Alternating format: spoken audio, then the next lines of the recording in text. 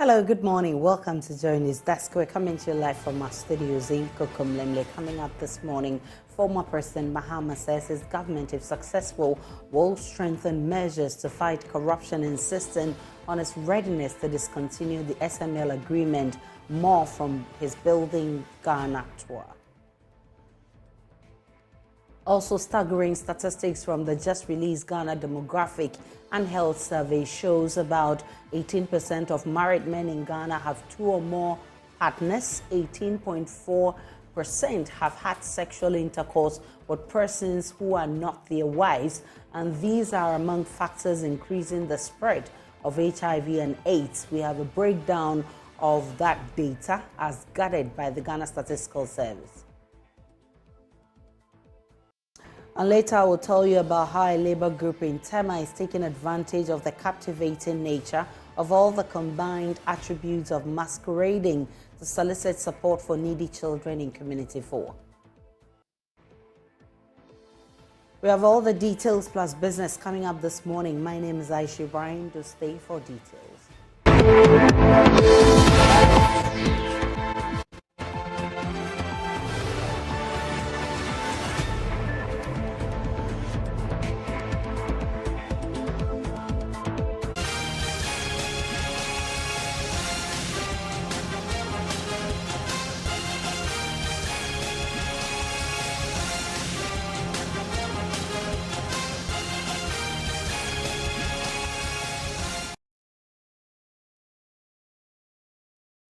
Flag bearer of the NDC, John Dramani Mahama, says Ghanaians have become numb to cases of corruption in the country. He says that in reference to the current corruption perception index, the former president attributes the present situation to government's lack of interest in fighting the menace.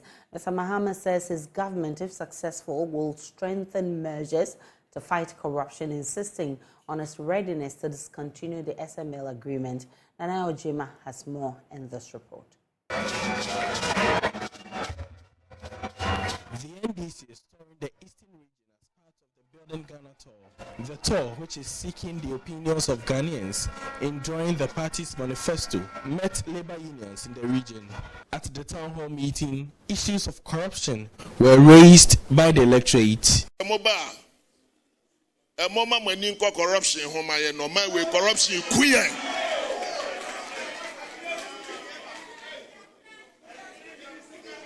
Mama maninko said the baya or my mano ye benya sumbie.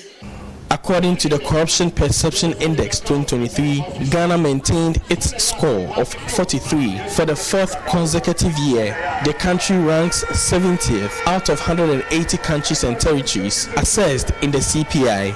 One would have thought that the corruption cases were enough, but it's even made Ghanaians numb. Now Ghanaians are not surprised again.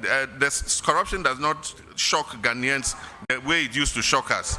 Today, when there's a scandal, people are like, oh, yeah, because they are all tired. Everybody is tired. And so even in the twilight, when you are about to exit office, you are still coming up with schemes to steal Ghanaians' money. And this is at a time when we have the Office of Special Prosecutor. Suddenly they say Special Prosecutor should return all Cecilia Dapa's money to her. And then the explanation they give is that Special Prosecutor cannot handle money laundering cases and what. So what was the need to establish the Office of the Special Prosecutor? I know why it was established. It was established to go after political opponents. Unfortunately, the Special Prosecutor is investigating everybody. And now that is biting their own people, suddenly the Special Prosecutor can't do this. You can't seize this person's money. The last time he was very frustrated. Meanwhile, the NDC has indicated willingness to investigate the disbursement of COVID-19 funds. Mr. Mahama further insisted on dealing with corruption menace, indicating plans to discontinue the SML arrangement in the oil sector. An NDC government under me will not accept or recognize this SML agreement. We will not accept or recognize the SML agreement. Parliament is investigating it. The president has hurriedly gone to get KPMG to come and audit it. Whatever audit they do, I say we won't accept or respect any agreement with SML. COVID was an adversity, but it was also an opportunity because plenty people poured money into Ghana. The IMF gave us $1 billion free. Then they gave us another $1 billion special long-term loan. One was SGR, one was a long-term low-interest loan. $2 billion. World Bank gave us almost $1 billion, $3 billion. Then aside from that, Bank of Ghana gave 10 billion cedis and another 10 billion cedis. African Development Bank gave us money. GIZ gave us money. China gave us money. And the Auditor General audited it and said the money was misused. For JoyNews, Nana Ojima reporting. Mr. Mahama says his government, if successful, will strengthen measures to fight corruption, insisting on its readiness to discontinue the SML deal. The NDC flag bearer also believes the NPP government has nothing more to offer with 10 months to elections. According to him, after the NPP deceived the people for political power, they have failed to ease the burden of the people. Speaking at a town hall meeting at Frankedria, the former president promised a comeback to revive the industries in that area, if successful in search for another term. Nana Ojima is in the Eastern region with the NDC flag bearer and has filed this report once again. The Building Ghana tour of the NDC aims at seeking suggestions of the public in building a manifesto for the upcoming elections. In the Eastern region, the flag bearer of the NDC, John Dramani Mahama, was well received by the people of the area. In a meeting with the Anum Traditional Council, the chiefs passionately appealed for roads in the area to be given some attention if successful in staging a comeback. I humbly request that in the event of a successful election outcome, His Excellency Mr. John Dramani Mahama, as again President, to prioritize the reconstruction of our road.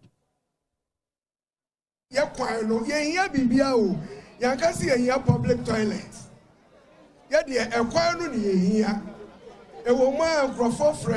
Drivers at Namuquan so framing. Almost a contest, they are failing you. Yes, many then I when I saw you missing and you and so. Was it me, you missing? Now, baby, I'm a driver for not yet one. The NDC flag bearer, who had to endure the rugged nature of the road, assured of preparedness to get the road fixed. He says the new patriotic party has nothing to offer the people of the area.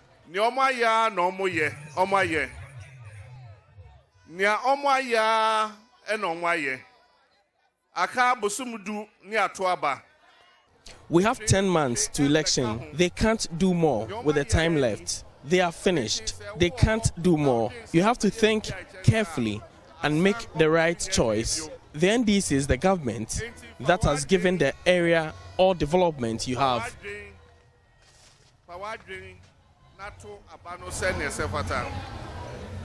Share your constituency hangina Empuntua Esumbubia NDC Abreso Enyai.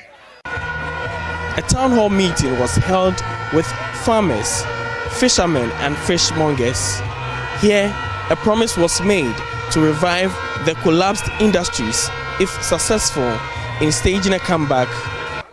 Now share a free Yaman Penny Nkrumah Abreso. Oh, your factory waha. You were Japan textiles, you were Kosombo textiles. Nani na eye juma. And so I need the saying na conform. Japan and Akosombo textiles were constructed by the first president, Osajifo Kwame Nkrumah, but it collapsed. It is one of the reasons why the youth in this area have no jobs. In my term, I helped revive it. but I hear it is down again.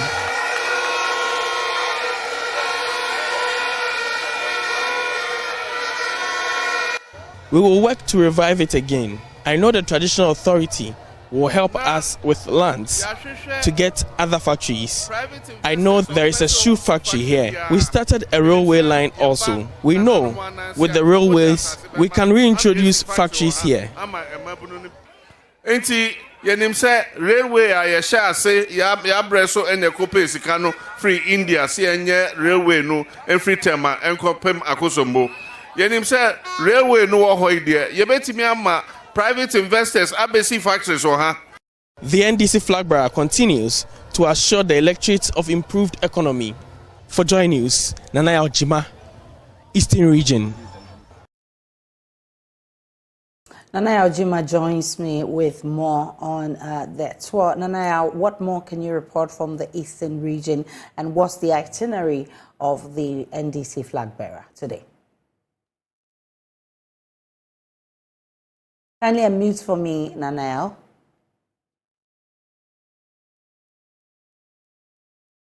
No, kindly unmute. I can't. It's difficult hearing you.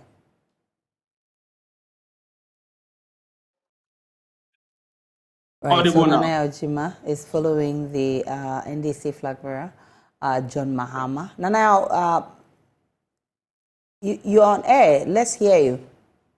All right, so Aisha, if I'm audible now, yesterday the flag bearer of the NDC, John Dramani Mahama, was well received by the people of this Eastern region from Francoba, Anum, and other areas. The people there were excited about his visit to the area. Some of the things that they spoke about were the poor nature of the roads within these areas. And they also want the flag bearer of the NDC, John Mahama, to ensure that if he is voted back into power, he is able to help revive the economy, because according to some of them, due to the challenges with the economy, it's very difficult for them to make ends meet. So they believe that there is need for John Mahama to pay critical attention to issues of the economy when voted into power. Yesterday, he also had the opportunity of meeting labor unions within the Kofi area. And according to the labor unions, some of them who spoke at the event, teachers to be specific, and other bodies, professional bodies, also want him to ensure that when voted into government, he sees to the fixing of their remuneration, especially teachers. According to them, what they've been receiving is nothing to write home about. And due to the instability of the depreciating cedi, their real income is unable to help them survive as expected. So they want him to ensure that, one, the economy is made stable, and secondly, ensure that teachers or these salary workers get the remuneration that they are supposed to get per the work that they put into the country. This morning, his first meeting is with the clergy within the Eastern region. Presently, the meeting is ongoing, and leaving by the time I was leaving this area, some questions have been asked about free senior high school, and also some people or some of these clergymen cautioned against chaos in this election. Now, the former president or the flag bearer of the NDC has been responding to these questions that were raised in the meeting. First of all, John Mahama says the EC's responsibility to ensure that there's fairness in the election, and he believes that if there's fairness, it will be very hard for chaos to happen. But he will not discount what the clergymen are saying here.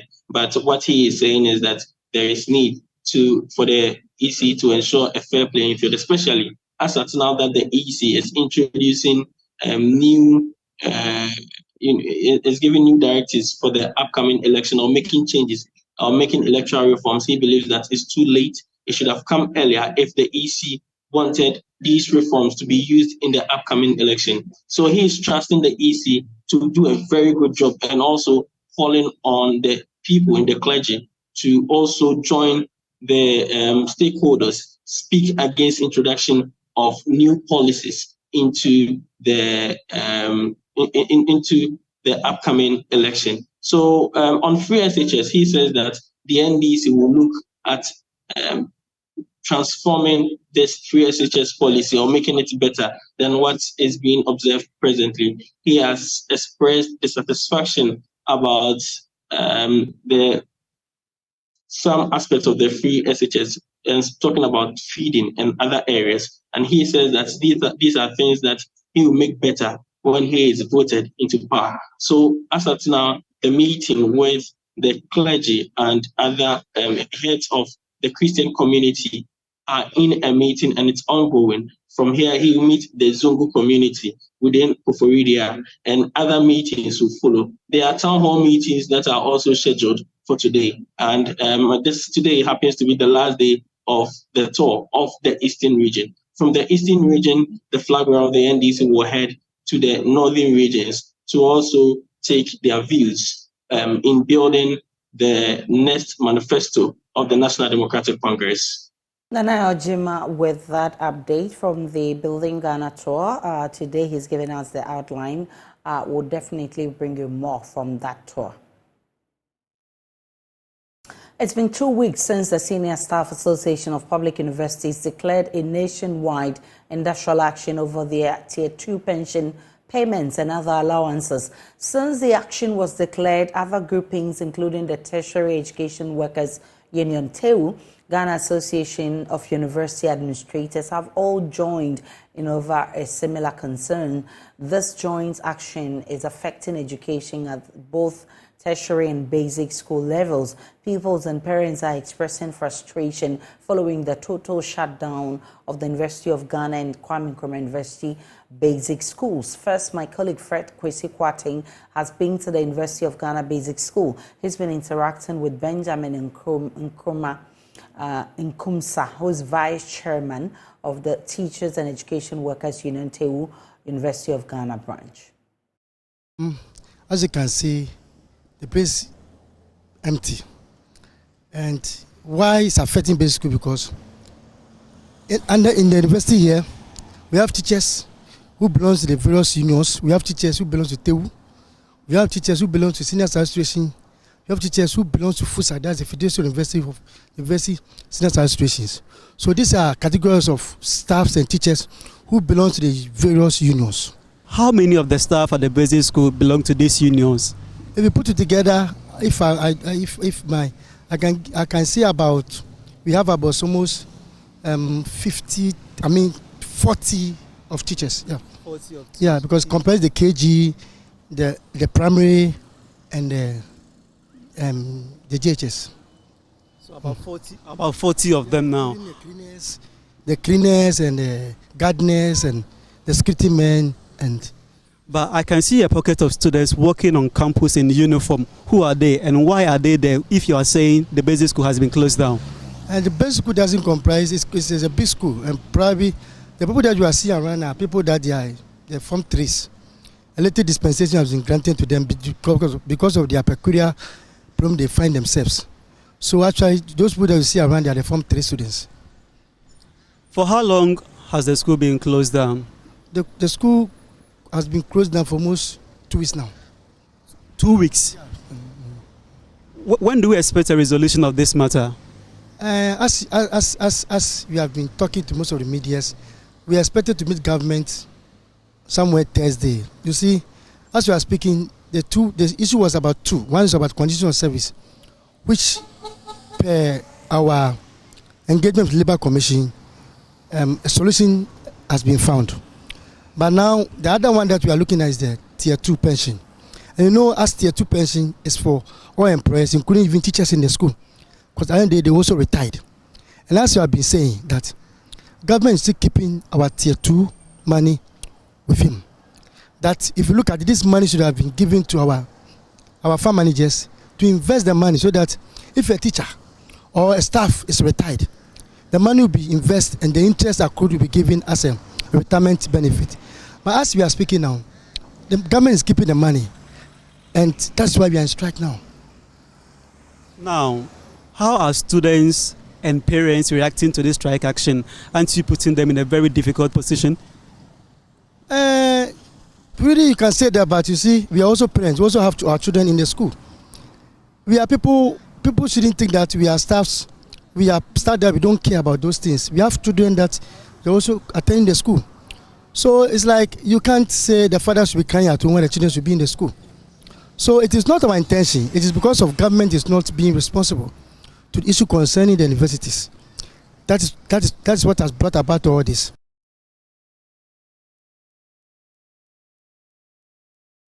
At the Kwame Nkrumah University of Science and Technology, my colleague Nana Boache Yadom interacted with the University Relations Officer, pupils and parents who expressed frustration about the effect of the action by the various unions. It's been 3 weeks since the Teachers and Educational Workers Union of the Trades Union Congress, the Senior Staff Association and the Ghana Association of University Administrators laid down their tools over poor working conditions. The failure of the government to reach an amicable settlement with the striking workers appears to have compounded the situation as the industrial action takes a toll on activities on campus. Authorities at KNUST announced the indefinite closure of the university's basic school. Here is University Relations Officer Dr. Norris Bakwin expressing the university's frustration over the unaddressed educational workers' strike. It has become painful as it is.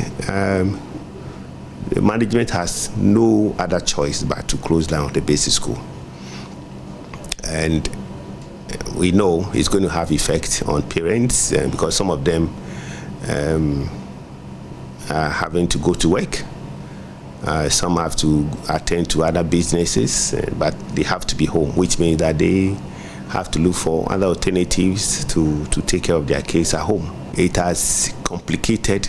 There's already a precarious situation in the university when the senior staff declare strike. We appeal for a quick resolution to the various issues that the various groups have raised, so that it doesn't affect the academic calendar.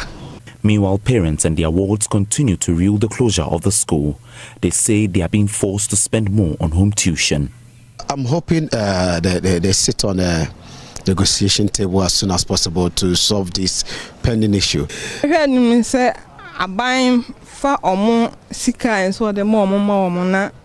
Government must conclude its negotiations with the striking union. My children had to join me to make sales today because the school has been closed down.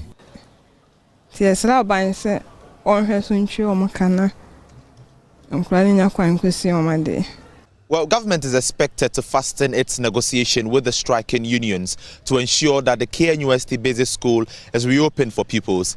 For JoyNews, my name is Nana Boache Kumase.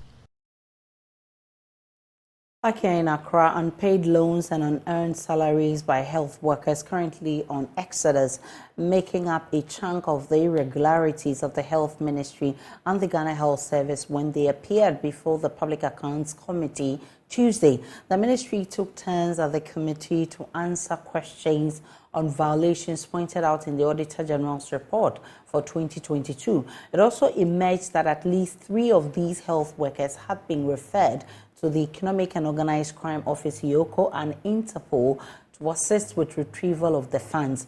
My colleague James Aveji was at the committee sitting and has filed this report. The Ministry of Health and the Ghana Health Service appeared before the Public Account Committee on day 2 of the committee sitting. Procurement breaches, unearned salaries, and unserviced bonds were some of the several irregularities cited in the Auditor General's report for 2022. Now, in an instance involving the National Blood Center, Chairman of the committee, James Kluche Aveji, referred management of the Blood Center to the Attorney General for prosecution over some 130,000 procurement breaches. The next infraction is uncompetitive procurement. So there is a challenge at that office, yes, where we are doing restrictive tendering without seeking approval. If you want to do procurement, instead of looking for at least a minimum of 3 invoices or quotations, That one too you failed to do. And this one, we don't have any option than to refer you to the Attorney General for prosecution. So we are doing our part. You have breached the procurement law. So when you are prosecuted, the judges will take a decision on that. So clerk, take note on that. Member of the committee and member of parliament for North Diroxin, Nelson Dapamekpo, who was clearly not happy with several of such procurement breaches that characterized the sitting today, requested that the chairman as well as the Ghana Audit Service get a bit tougher with punishment to such offenses, including prison terms. For me, even the rectification doesn't resolve the issue. So you need to take this matter seriously. It appears that procurement breaches are simply being glossed over and being treated with kid gloves. It's a serious provision that should guide you. So, Chairman, even the auditors, in giving recommendation, they should have recourse to this provision. Thank you. Yeah, we know they've been making a recommendation that the sanctions under the law should apply. It also emerged at the sitting today that apparently some nurses or health workers who have left the country to seek greener pastures or to further their education outside the country have left with loans and unearned salaries which they haven't paid. The Director General of the Ghana Health Service, Dr. Patrick Kumar-Boaji, explains how they are trying to retrieve some of these monies. Damien Inso Ayeni is currently, we believe, is in China. We managed to reach him. It's not paid. So we tried to place embargo on the guarantor's salary, but the court is demanding, the bank demands a court order, and we are working on making sure that we retrieve the money from the guarantor. Okay. Unfortunately, we never get anything in writing from them. So when was the last time you visited them? So that you're able to respond to this question intelligently.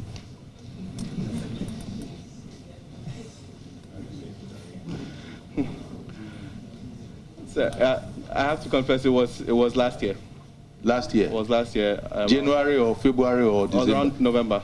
I don't have the exact date. And what is the update from Yoko? There's nothing specific for. Sorry, I have to find the right words to say. So when you say they are making an effort to resolve this thing, it is not true. Okay, then I suppose what I meant to say was that we have reported the matter to Yoko. Before all of this unfolded in the early hours of the sitting, a spectacle actually happened when the Minister of Health as well as his two deputies were announced to be absent at the sitting. And also the minister is not here. We have colleagues who have contested this election and they are here. If they have lost, there are people who have lost and they are here. Two of the deputies lost, that's fine. But it doesn't mean that they shouldn't work. Are they resigning? And if they're not resigning, they should be here. So I don't think that that's a good excuse. Because they have gone to contest elections, they are unable to come. I mean, you should get a different excuse. And the worst of it is that the chief director is not here. I mean, you're not taking us serious. The committee resumes to continue with the proceedings. Reporting from Parliament here in Accra, my name is James Aveji for JoyNews.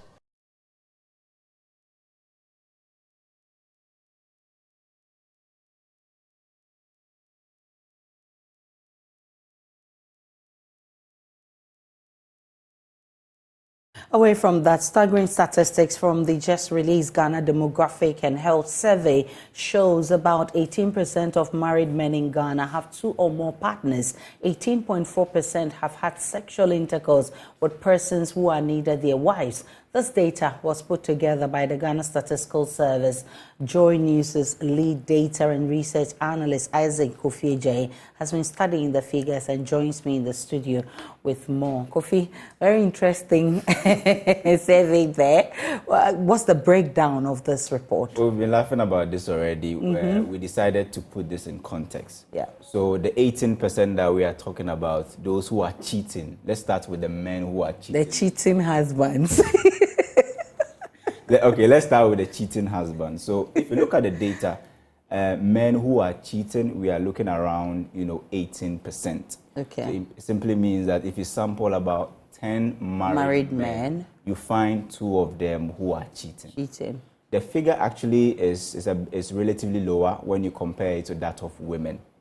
And one other thing that we also found is that if you look at men who are dealing with multiple partners, the same thing, if you should sample 10 men, you get two of them who are two married men who are actually having multiple partners.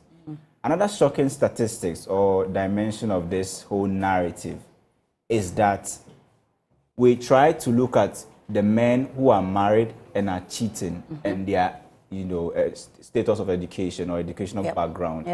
And one interesting trend emerged that the more men get educated, the more they cheat on their spouses. Their spouses, wow. And the more women also get educated, the less they cheat. Okay. And one interesting statistic is that we have a population aged between 15 and 24 years, and 9% of them have 2 or more partners. You ask yourself, people are between the age of 15 to 25 years. Are they really married? They have 2 or more partners. Wow. And if you look at that's rather surprising. I wasn't surprised about the one about married men. I was actually expecting a higher figure. Yes. So I'm really surprised that it's 18%. But what I'm surprised about is the age between 15 and 24 so who are having multiple almost about partners. 10% of that age bracket, men, have 2 or more partners. Wow. And we can actually link this to the spread of HIV/AIDS in Ghana, where people are now having multiple partners and are not using contraceptives or protection. That's The dangerous. figure begins to increase when you decide to upgrade or increase the age bracket.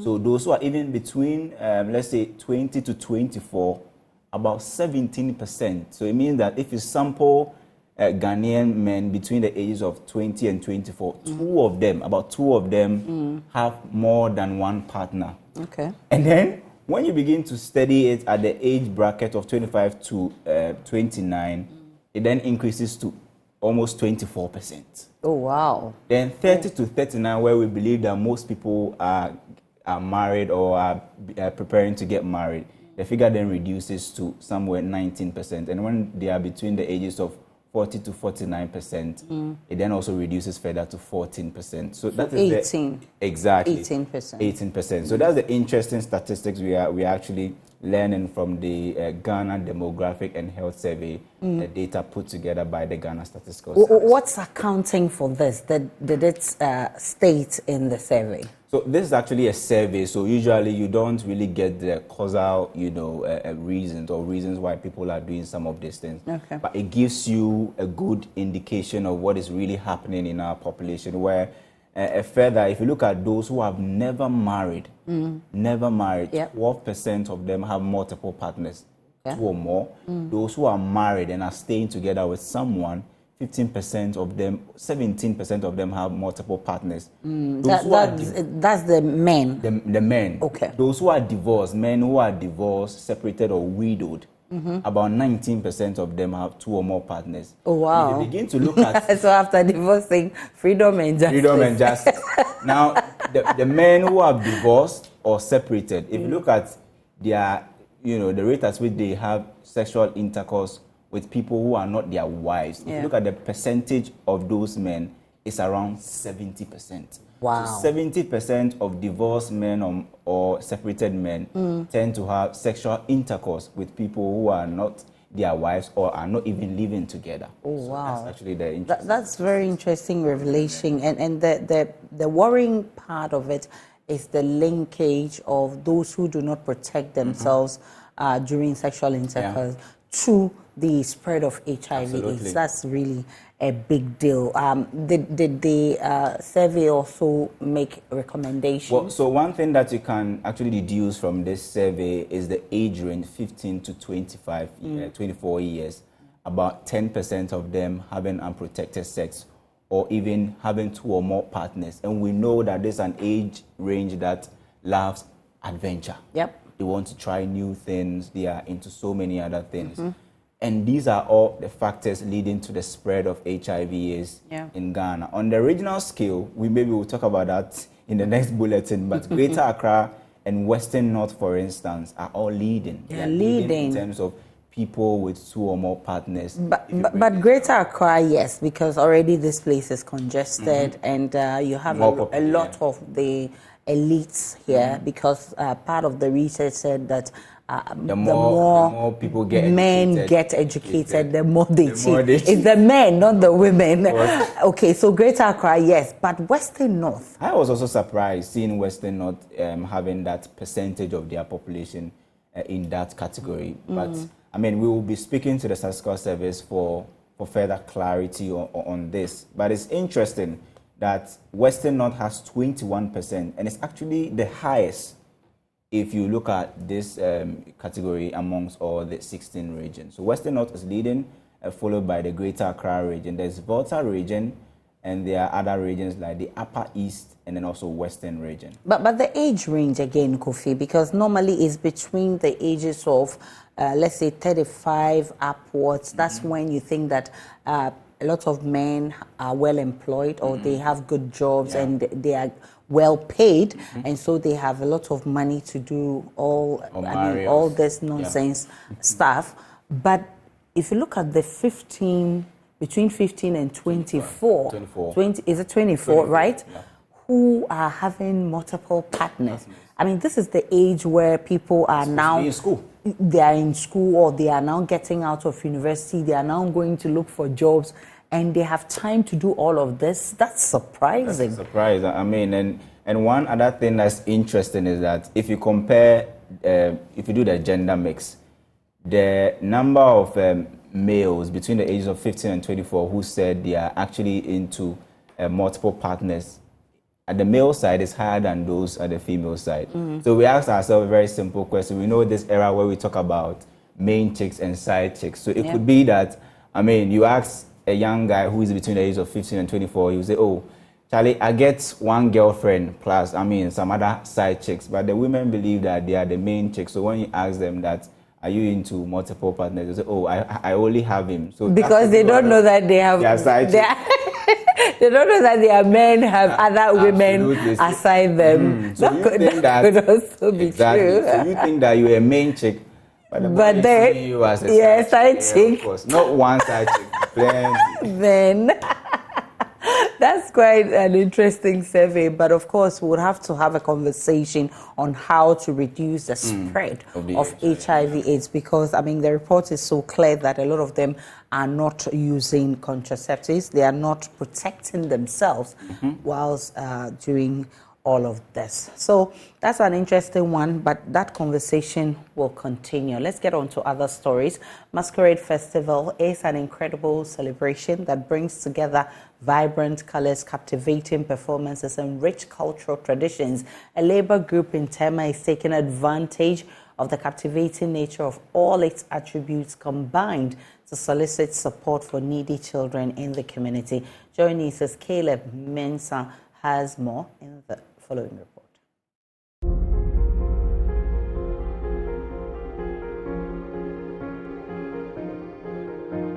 Basically, the Labour Masquerade Society was formed to influence the kids in the neighborhood, to show love and care, and to draw the wrong ones to us so that we can advise them to be a better person in the neighborhood. The last time we sponsored a child, some of the children came to say, Pastor, me too, I'm going to learn hard. I'm going to make sure I do well in school so that you can help me get some books. Educating kola, send a call of funny, she say, I do any more. The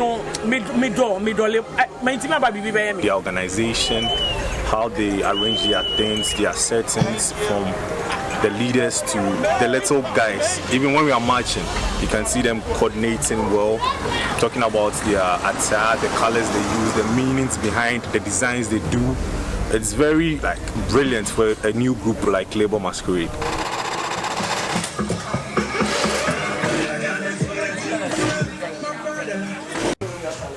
To promote African culture. This year, Labour targeting 1,200, but because of the Malaya Mango, they exceed the name. Pressure one go for legend. Sisiano 1,200 and target. Up more than that, up 1,400. As at now, in the 23rd, still a good year. You put your profile then. What's our going to see why I really know better? Or maybe they are going to be.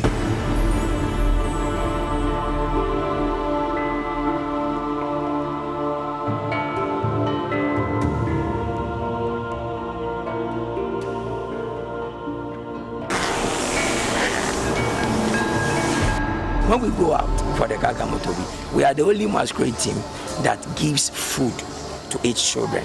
And we have children close to about 400. We feed all of them. We give them lunch. We give them rice, egg, we stew. We buy them yogurts. We buy them snacks, anything possible. So almost every parent in our community wants their children to be with them. Talking about joy, I'm expecting a whole lot this year, honestly, because I know we are large in number. We've taken a great band, and then they're going to play new tunes, like good tunes for us to dance. Because I have my dancing sneakers on, I have new moves I like to show out and all that. So Labour is a very great group, honestly. Talking about the groups here in Tema.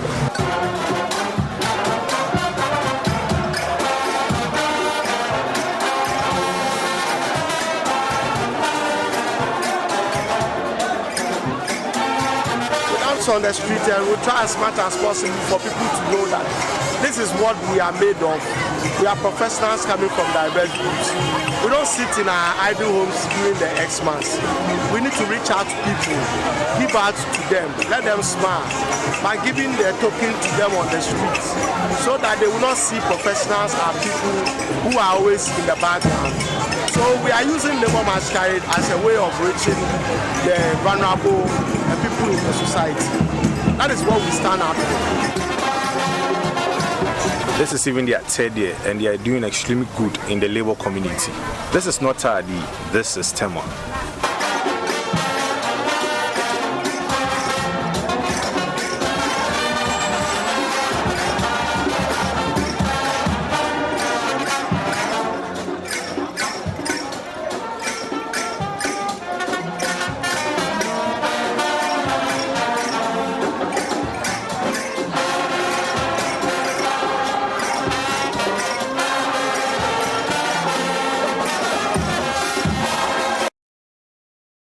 We're still live on JoyNews Desk. Let's take a break. When we return, there's business.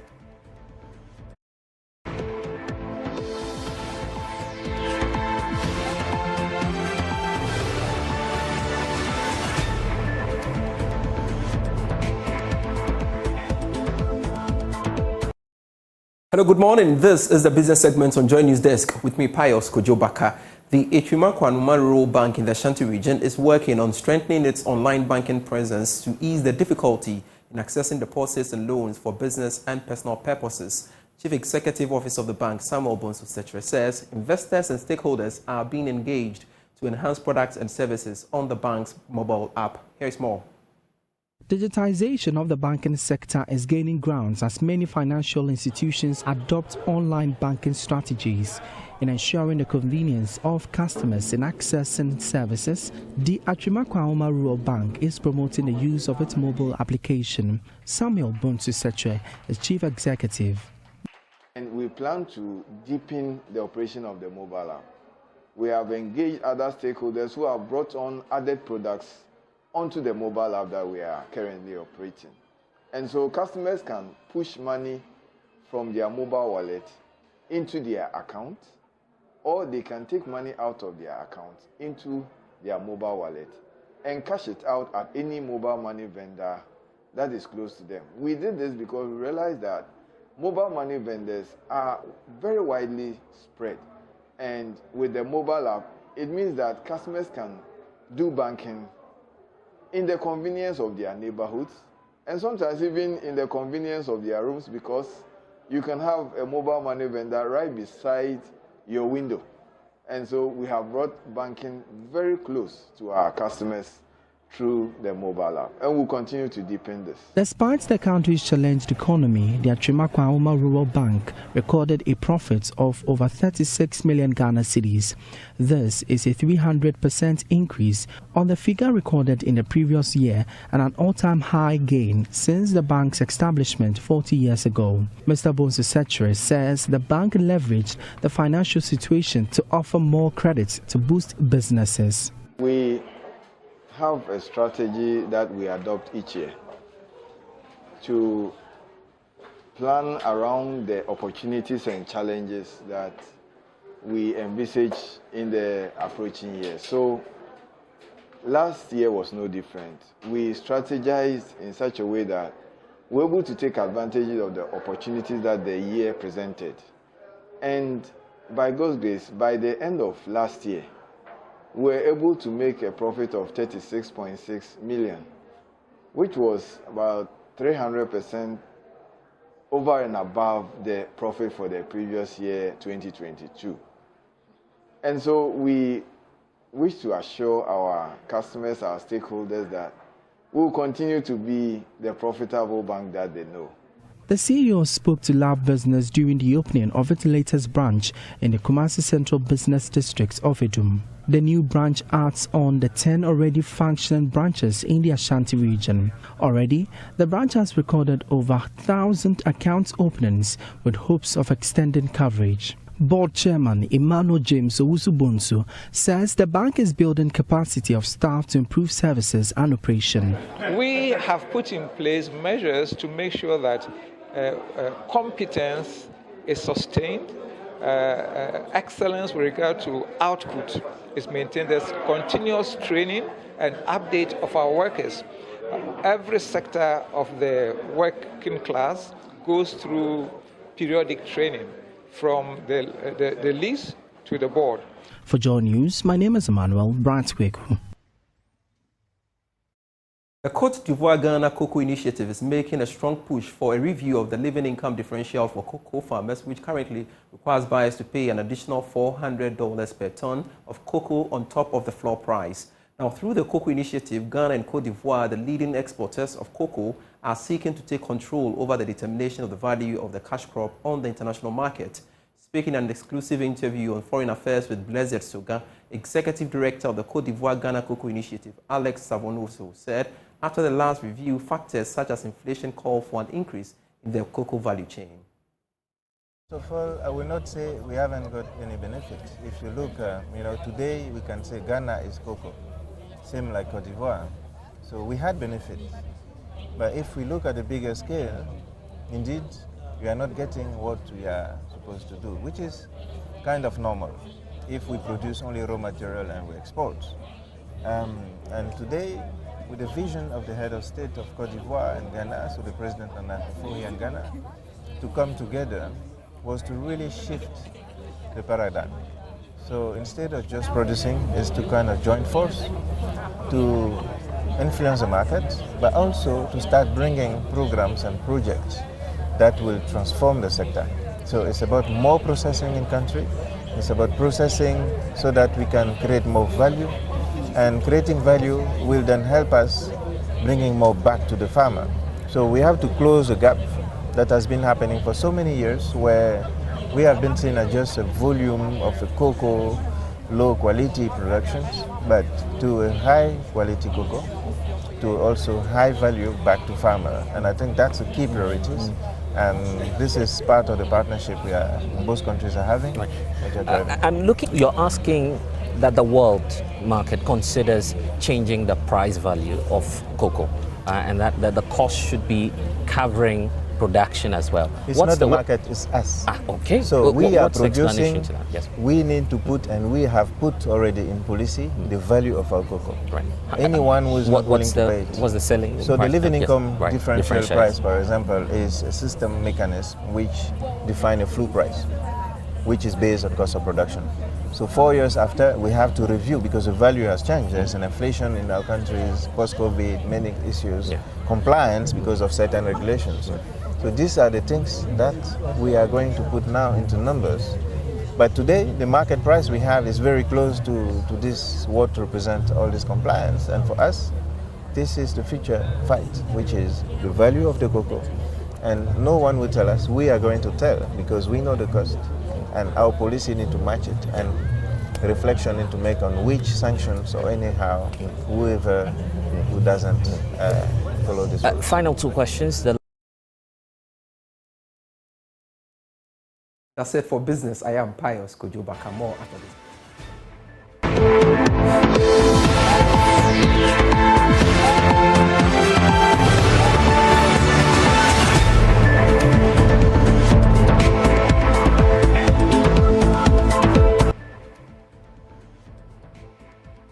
And that's how we wrap up the bulletin this morning on JoyNews Desk. Log on to myjoyonline.com. There's more of the news and updates of all the developing stories. Over there, you'll find anti-corruption take the bull by its horns, not by its tail. Domelevo to government. There's more on myjoyonline.com when you log on there. See you again at 12.